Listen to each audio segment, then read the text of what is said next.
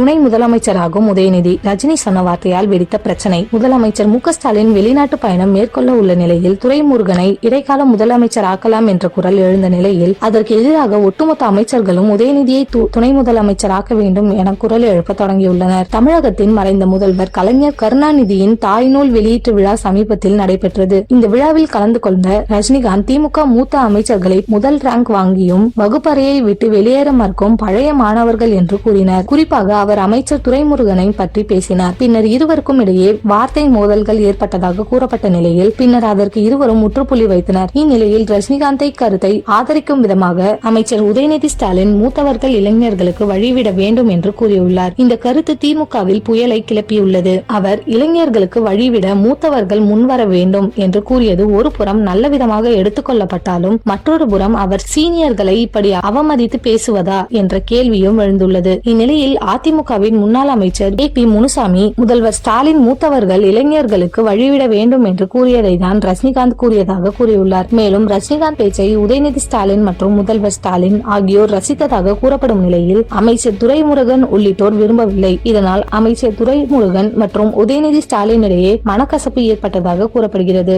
அதோடு திமுக உதயநிதி ஸ்டாலின் வசம் வரும்போது இளைஞர்களுக்கு அதிக அளவில் வாய்ப்பு கொடுக்கப்படலாம் என்றும் கூறப்படுகிறது. முதலமைச்சர் மு.க. ஸ்டாலினுக்கு அடுத்த நிலையில் இருக்கும் துரைமுருகனை ஓரங்கட்டினால் மட்டுமே உதயநிதி ஸ்டாலின் எந்தவித விமர்சனமும் இன்றி துணை முதலமைச்சர் ஆகலாம் என்பதற்காக திட்டமிட்டு அரங்கேற்றப்படும் நாடகங்கள் தான் இவை என்கின்றனர் அரசியல் விமர்சகர்கள்.